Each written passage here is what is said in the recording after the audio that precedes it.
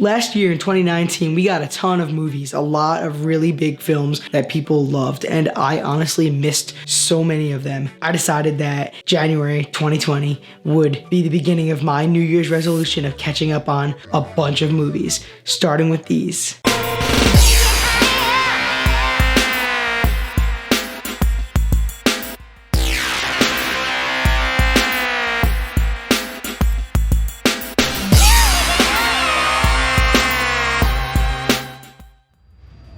Hey, what's going on, guys? My name is Ryan Ramakrishnan. Welcome to the channel, whether you are new or you are a returning viewer and subscriber. We're gonna talk about some movies from 2019, at least right now. However, even one of the movies I'm gonna talk about is not, because I'm thinking that if all goes as planned, this is gonna be the start of a new thing on this channel. Basically, where I play catch up on a bunch of films that I haven't seen yet, sort of just talk about them for a little bit, sit down in front of the camera and casually tell you guys my opinions on the things that I watched, whether it's a movie that I've been meaning to watch and just haven't gotten around to yet and finally did, or maybe it is revisiting something and having a new change of opinion on it. So I'm hoping that this can be something I will do this year often, and we're gonna start off by talking about what I watched over the last week. And it all started when I finally saw Uncut Gems. What do you know? I don't know, I just know.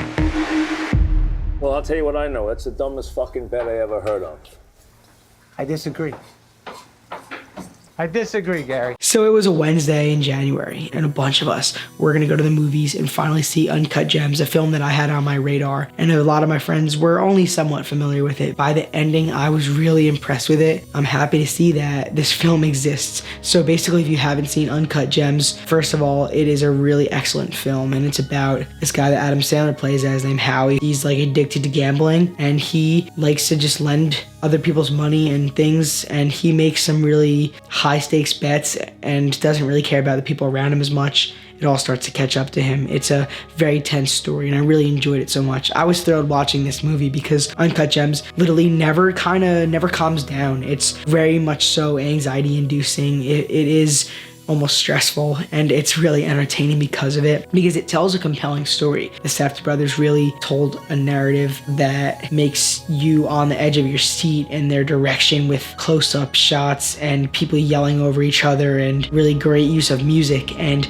just a lot of intense moments and characters who are kind of frightening but all very realistic. Uncut Gems just is so great to watch. JJ, it's game night. You should be stretching out. What is he, a coach? Nah, he's just a fucking crazy ass Jew.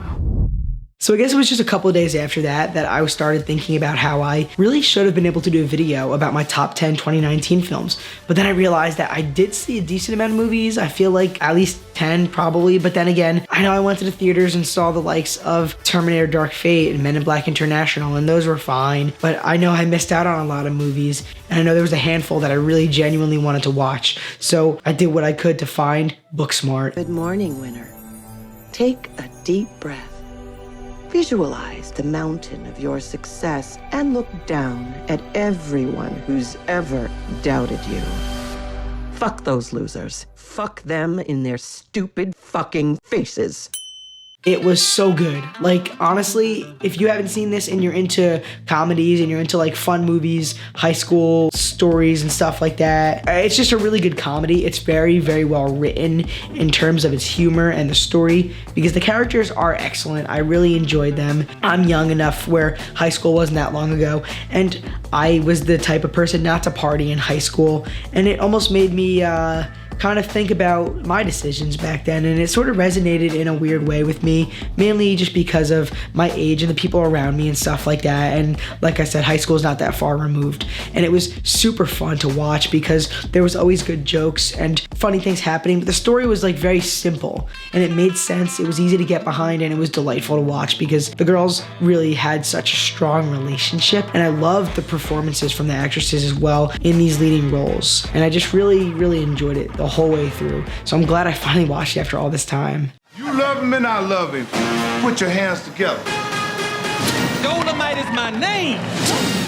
So I was looking through movies to watch another day or two after that, and I wanted to find something that came out in 2019 because, like I said, I was trying to play catch up, and I realized that a lot of people were talking about Dolomite Is My Name. So I decided to check it out, not really knowing too much about it at all. I mean, I didn't even realize that it's based on a true story. Dolomite Is My Name is super joyous and kind of heartfelt and very, very well acted and just like really enjoyable. Eddie Murphy portraying Rudy Ray Moore is just a match made in heaven. And as an actor who I enjoy a lot, I really was so happy to see Eddie Murphy just in his prime here. He did such a good job with that character. It made me really love this idea of Dolomite and everything, and all those catchphrases and the stand-up and the acts and everything. There was just so much charm and charisma to the way Eddie Murphy portrayed this character and portrayed Rudy Ray Moore in just such an amazing way. And everyone around him was great as well. I think the supporting cast really helped. I would argue that in many ways Wesley Snipes stole the show. It was showing that in a way anybody could really achieve their dreams if they worked towards it, and it was powerful. And we saw the way that Rudy and his team and everybody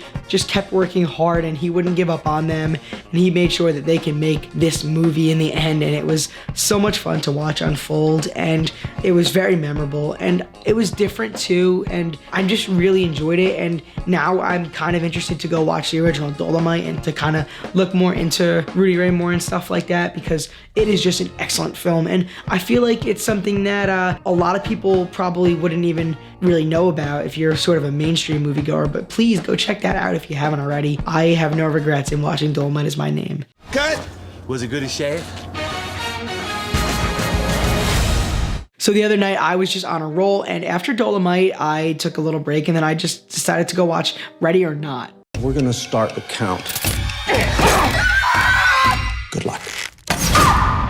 Why? I don't know. I just thought it looked pretty good and different. I know there's other movies that came out, not only last year, but just in general over the last several years that I've missed that are probably worth watching more. But I really enjoyed Ready or Not, and it's different, and that's kind of why I like it. It's so different, and it's really inherently fun, but it's also like unnerving, because this whole story about like this satanic family that plays a game every night when somebody gets married into the family. On that night of the wedding, they have to pick a game, and then, you know, this lady draws a card and it's hide and seek, but it's not just hide and seek. She has to hide from getting killed by the family. And the thing that I like the most about Ready or Not is that it just has so much fun with it, because these characters, you know, they are brutally killing people or trying to kill people, and it's very intense and scary, but it's funny. A lot of jokes are cracked, kind of like sometimes low-key. Some of the characters are unintentionally funny, and there's some different kind of personalities clashing in that family. It just makes for a really fun ride, and it's different. I don't feel like I've seen a lot of movies like Ready or Not. I was sort of on the edge of my seat the whole time watching it in my room the other day, but the ending is kind of crazy,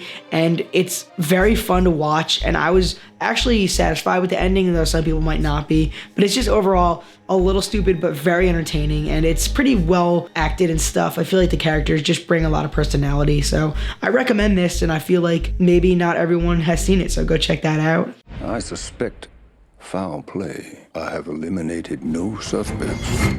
A couple of months ago, I saw Knives Out coming out, and I really wanted to watch it. I heard good things about it, and I just never got around to seeing it in theaters, but I finally watched Knives Out, and I loved it, and I'm so glad I watched it. The characters are excellent in this movie. The performances are the best. I mean, Daniel Craig is just so much fun to watch in this movie with his accent and with his ways of solving things and putting things together. It's just a lot of fun. It's a very entertaining movie. It's very fresh, and he's not the only great actor in there. I mean, everyone we do get is great, and it's a very fun story going back and forth between these characters, like questioning why this one would have done it, or maybe that one would have done this thing that happened. And just the ending is like a nice plot twist, and I almost was gonna be underwhelmed by the ending with the the results, but then everything got thrown at me, and I loved how it ended. So Knives Out is just a joy to watch. Tell me what happened to my grandfather. I think you have something you want to tell me. So the last movie that I watched in the last week is not from 2019, and I didn't even plan on watching it. I was with somebody who was talking about mid-90s. So, you know, I was all for watching it, and I loved it. You're so cute. You're like at the age before guys become dicks.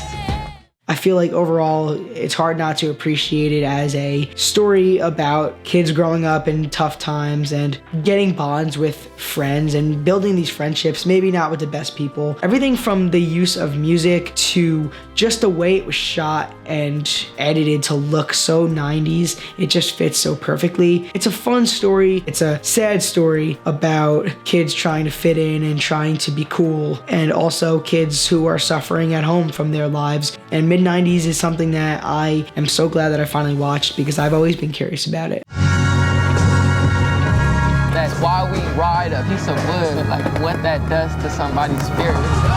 All right, so those are the movies that I watched in the last week. I really enjoyed all these movies. The best one that I watched over the last week is hands down Uncut Gems. But anyway, guys, thank you so much for watching. I hope you enjoyed this video, and leave me a thumbs up if you did. Maybe consider hitting that subscribe button if you like what you see. You want to hear some more from me, want to talk about some movies with me, and please give me as many recommendations as you possibly can about movies that I should be watching. Even if I did see them, you don't know that I saw them, so just throw in some comments, throw some of your favorites, and we will try to do this pretty often over the course of 2020 and beyond. Thanks again, guys. I'll see you all in the next video.